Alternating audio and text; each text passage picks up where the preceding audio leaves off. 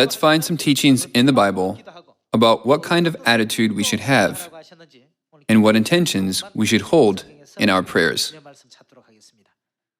Let's turn to Matthew chapter 17. Let's read together Matthew chapter 17, verse 17.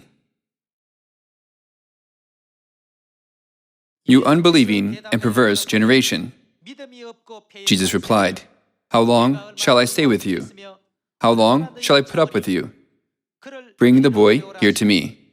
Jesus rebuked the demon, and it came out of the boy, and he was healed at that moment. Then the disciples came to Jesus in private and asked, Why couldn't we drive it out?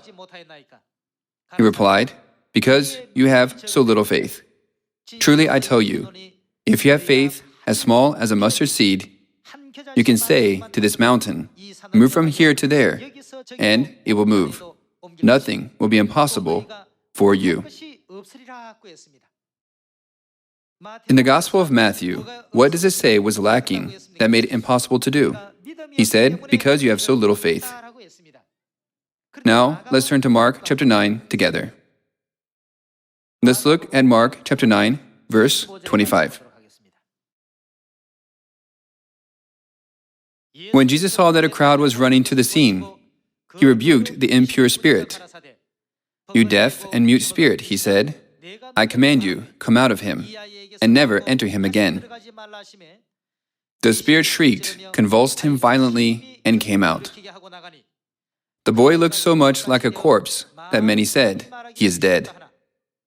But Jesus took him by the hand and lifted him to his feet, and he stood up. After Jesus had gone indoors, his disciples asked him privately, Why couldn't we drive it out? He replied, This kind can come out only by prayer. It is the same scene, but in Matthew chapter 17, what is it said they lacked that prevented them from driving it out?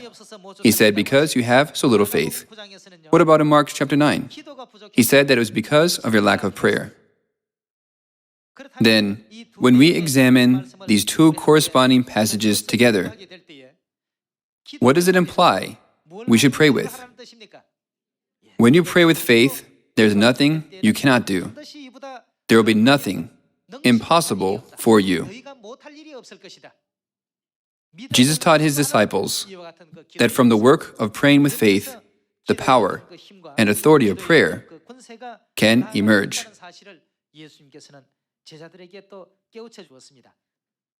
When we pray, if it is merely a matter of routine, devoid of significance, lacking purpose or goal, and if we participate solely because the pastor encourages it, thinking to ourselves, I ought to pray, while approaching it with a nonchalant attitude, such prayers will lack the power to ascend to heaven.